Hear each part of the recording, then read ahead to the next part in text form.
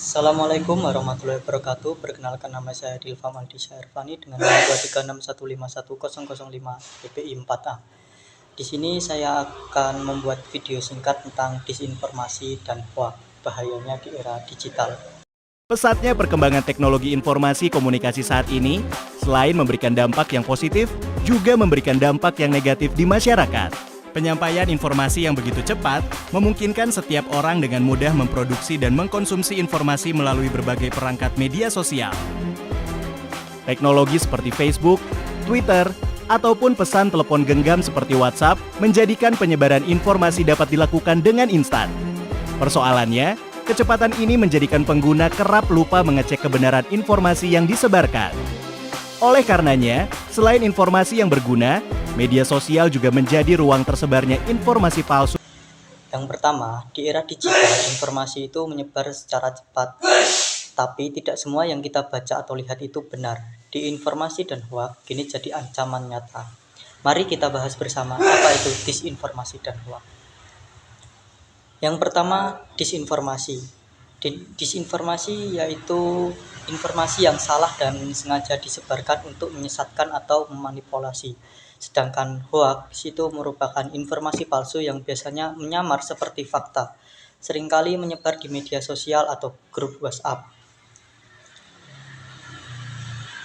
Contoh informasi tentang obat COVID yang 19 katanya cukup minum air hangat, padahal itu tidak benar dan bisa membahayakan.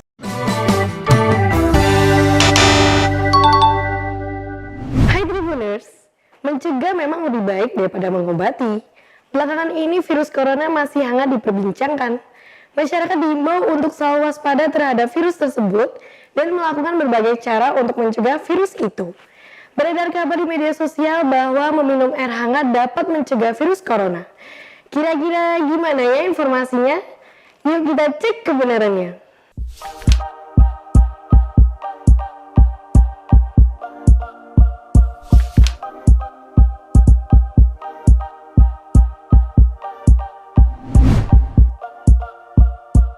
Kabar itu diunggah oleh beberapa akun di Facebook. Dalam keterangan unggahannya, bertuliskan pemberitahuan Kementerian Kesehatan kepada publik mengenai metode pencegahan virus corona influenza. Masyarakat diimbau agar tenggorokan tidak mengering. Bila terjadi kekeringan di tenggorokan, maka virus akan menyerang ke dalam tubuh dalam waktu 10 menit. Selain itu, masyarakat diminta untuk minum 50-80 cc air hangat dan 30-50 cc air hangat untuk anak-anak sesuai umur. Dalam keterangannya, juga tertulis larangan untuk tidak minum banyak pada satu waktu dikarenakan tidak membantu. Faktanya, pada laman resmi Kementerian Kesehatan, Menkes RI Dr. Terawan Agus Putranto meminta masyarakat Indonesia untuk menjaga diri sendiri dengan berperilaku hidup bersih dan sehat. Berperilaku hidup sehat dilakukan dengan melakukan hal sederhana, yaitu cuci tangan pakai sabun sebelum makan, karena berbagai jenis virus termasuk virus corona bisa menempel pada benda yang kita pegang. Kemudian, masyarakat diimbau untuk menggunakan masker dan segera periksa ke dokter jika mengalami gejala flu, demam, gangguan pernapasan, dan sakit tenggorokan. Nah, gimana Tribuners? Udah tahu kan faktanya? Jangan sebar sebelum cek kebenarannya. Jangan lupa subscribe ya!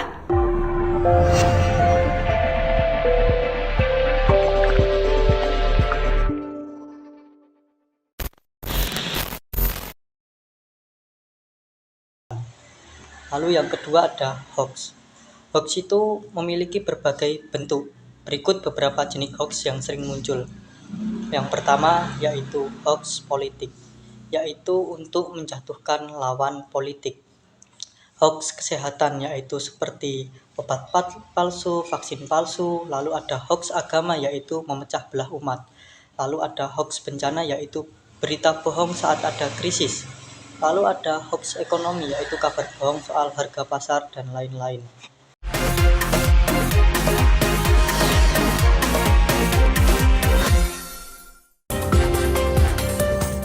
Perkembangan teknologi digital selain bermanfaat untuk mendukung interaksi manusia, juga menghadirkan fenomena sosial berupa informasi yang tidak benar atau sekarang sering disebut dengan berita hoax. Penyebaran hoax atau berita palsu kian mudah dijumpai dan diakses oleh masyarakat tanpa mengecek kebenaran informasi terlebih dahulu. Di era digital, semua orang dapat dengan mudah membuat konten dan menyebarkannya. Dampaknya, berita tidak benar akan terus menyebar ke masyarakat sehingga dapat memengaruhi perspektif di masyarakat. Seperti berita palsu berikut ini. Beredar pesan berisi informasi pencairan dana bantuan sosial tunai atau BST periode Juni 2022 yang dilakukan di Bank DKI yang berkedok pencairan bantuan sosial tunai atau BST di pesan berantai WhatsApp. Bahkan penerima pesan diminta untuk merespons pesan tersebut. Disebutkan dalam pesan, apabila penerima pesan tidak merespon, maka akun Bank DKI milik penerima pesan akan hilang atau tidak aktif kembali. Pengirim menuliskan pencairan dana bantuan sosial tunai atau BST pada Juni 2022 akan dilaksanakan mulai hari ini. Diharapkan kepada penerima untuk merespon chat dari kami jika masih berstatus aktif dan mempunyai rekening Bank DKI. Jika tidak ada respons dari penerima, artinya rekening atau Bank DKI sudah tidak aktif dan akan kita blokir secara permanen. Bank DKI melalui akun media sosial resminya membantah informasi pencairan BST pada Juni 2022 dengan mengatasnamakan lembaga tersebut. Bank DKI memastikan bahwa informasi tersebut tidaklah benar. Nasabah Bank DKI diimbau untuk mewaspadai informasi tersebut. Dikutip dari laman Pemprov DKI Jakarta, BST merupakan bantuan sosial yang diberikan kepada masyarakat terdampak COVID-19 untuk memenuhi kebutuhan dasar. Bantuan yang bersumber dari dana APBD DKI Jakarta ini disalurkan dalam bentuk kartu tabungan dan kartu ATM Bank DKI ke masing-masing rekening penerima sebesar Rp300.000 per bulan. Jadi beredarnya pesan tentang bantuan sosial tunai dalam bentuk teks adalah hoax atau berita palsu.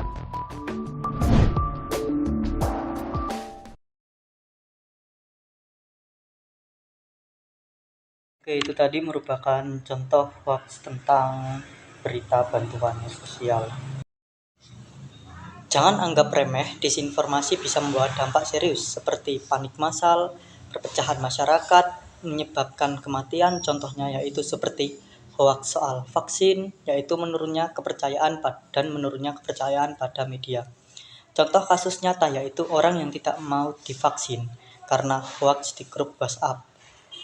Kita ke sorotan lain, Saudara. Polisi mengingatkan masyarakat berhati-hati dengan informasi bohong atau hoax soal kasus corona yang tersebar di media sosial.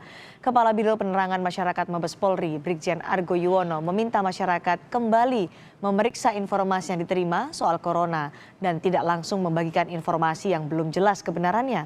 Sebelumnya, Menkominfo telah merilis informasi hoax atau berita bohong yang tersebar di media sosial di situs resmi Kemkominfo.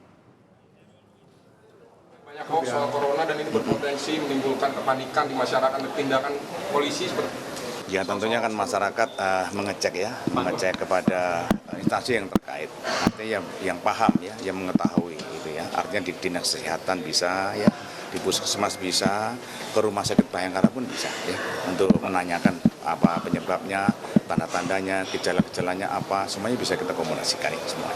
Pak, pemicu kerusakan balainya itu apa sih Pak? Menteri Komunikasi dan Informatika Joni Plate menyatakan Kemkominfo banyak menemukan informasi hoax atau berita bohong soal corona.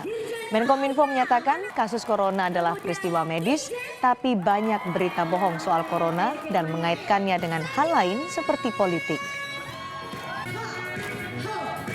Berita hoax dan saya sekaligus minta ya kepada masyarakat untuk hindarilah hoax itu. Hoax corona ini masalah corona ini masalah medis ya, virus novel coronavirus ya. Itu betul-betul masalah virus yang harus ditangani secara medis. Ya. Jangan dikaitkan dengan informasi atau menggiring itu dalam opini non medis seperti dia bisa berdampak pada ekonomi, berdampak pada politik dengan membangun logika-logika dan narasi-narasi yang tidak bermanfaat untuk masyarakat. Ya. Kalau itu ada ya Kominfo pasti harus mencegahnya dan menyampaikan kepada masyarakat, mengklarifikasi bahwa itu adalah hoax atau disinformasi. Kira-kira ada berapa akun Pak yang menyebar di media sosial? Ada banyak akunnya. Ya, jangankan itu ya satu aja.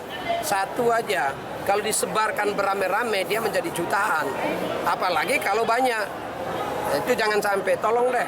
Ini kita setiap hari dihadapkan pada hoax dan disinformasi. Ini bukan bisnis, ini salah ini. Kalau mengembangkan cerita hoax, mengembangkan kebiasaan disinformasi, itu kita berada di jalan yang salah. Ini adalah sejumlah informasi soal corona yang dinyatakan sebagai berita bohong atau hoax oleh Kementerian Kominfo. Yang pertama adalah soal foto jenazah yang bergelimpangan di jalanan kota Wuhan, Tiongkok dan disebut sebagai korban virus corona. Foto ini, saudara, banyak tersebar di media sosial. Dan foto ini sebenarnya diambil pada 25 Maret 2014 tentang aksi mengenang 528 korban pembantaian Nazi di Katzbach, Jerman. Kabar bohong lainnya yang tersebar di grup WhatsApp adalah foto seorang pasien yang disebut diindikasi terjangkit virus corona di RSUD Tarakan, Kalimantan Utara. Foto-foto yang beredar itu sempat meresahkan masyarakat. Tapi faktanya foto itu adalah 3 orang petugas medis yang sedang menggunakan alat pelindung diri. Dan seorang pasien yang terjangkit virus corona hanyalah candaan dari petugas medis itu. Ketiga petugas medis ini sudah diproses untuk diberikan sanksi. Info hoax lainnya adalah soal bawang putih yang bisa menyembuhkan korban terinfeksi virus corona. Faktanya, menurut ahli vaksin, klaim bawang putih dapat menyembuhkan virus corona dipastikan tidak benar alias hoax.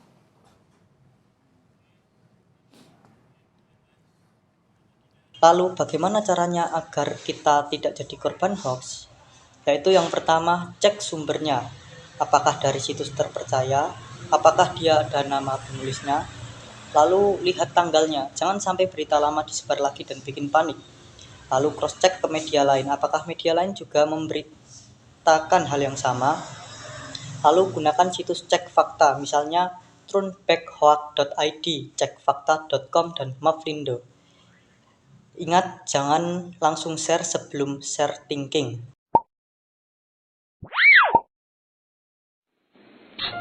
Gue punya gosip baru loh. Gosip apaan? Lu tahu kan? Teman kita si Andi, ternyata dia melihara tuyul. Oh, ngaco lu. Beneran, kata orang-orang kayak gitu. Woi, lagi pada ngapain lo? Kayak ada yang ngomong. Lagi pada ngegosip ya? Enggak kok. Iya, lagi pada ngegosip. Jangan asal ngegosip, ntar bisa jadi hoax. Berita hoax. Lu pada gak tahu ya? Biar gua jelasin. Menurut Wikipedia, berita palsu atau hoax adalah suatu informasi yang tidak benar namun dibuat seolah-olah benar adanya. Hal ini tentu tidak sama dengan ilmu semu, rumor, ataupun abrilmop. Hoax biasa disebarkan melalui lisan maupun tulisan. Di era modern ini, hoax seringkali disebarkan melalui internet. Lalu bagaimana cara membedakan berita hoax dengan tidak? Caranya adalah simak video berikut ini. Pertama, bacalah berita dari sumber yang kredibel. Jangan hanya membaca berita dari satu sumber saja. Lihatlah apakah media lain juga ikut memberitakannya. Baca isi beritanya terlebih dahulu, baru share. Ketiga, jangan mudah terprovokasi. Selama membaca berita di internet, kita harus membuka pikiran dan memahami isi berita. Jangan sampai baru membaca judul saja kita sudah terprovokasi oleh berita tersebut. Keempat, jangan menelan mentah-mentah informasi yang ada di internet. Selalu ingat ya guys, bahwa apa yang ada di internet itu tidak selamanya benar. Kelima, perhatikan situs, narasumber, dan penulis berita. Biasanya, para penyebar hoax di internet itu menggunakan website gratis dan tidak mencantumkan penulis dan narasumber dengan jelas. Keenam, perhatikan foto. Para penyebar hoax di internet tidak segan-segan mengedit foto korban untuk pemanis dalam berita hoaxnya. Dan biasanya berita hoax menggunakan foto yang dilingkari merah atau foto yang bisa membuat kita panas. Sekarang kalian tahu kan apa itu hoax? Besok lagi jangan asal sebar berita ya. Iya. Dompet gua mana? Jangan-jangan. Lalu kita semua punya peran penting untuk melawan hoax, yaitu sebagai pelajar atau mahasiswa. Kita memiliki peran penting untuk mengedukasi teman-teman dan keluarga. Sebagai pengguna media sosial, jadilah pengguna yang kritis dan bertanggung jawab. Tidak langsung menyebarkan berita yang dimana berita tersebut belum bisa dipertanggungjawabkan. Lalu sebagai bagian dari masyarakat, laporkan akun atau berita yang menyebarkan hoaks. Jangan jadi bagian dari masalah, jadilah bagian dari solusi. Ingat, sekali kita menyebarkan hoaks, dampaknya bisa meluas dan sulit dikendalikan. Mari jadi generasi yang cerdas, bijak dalam menerima dan menyebarkan informasi. Jika kamu suka video ini, jangan lupa like, share, dan subscribe bersama kita lawan disinformasi.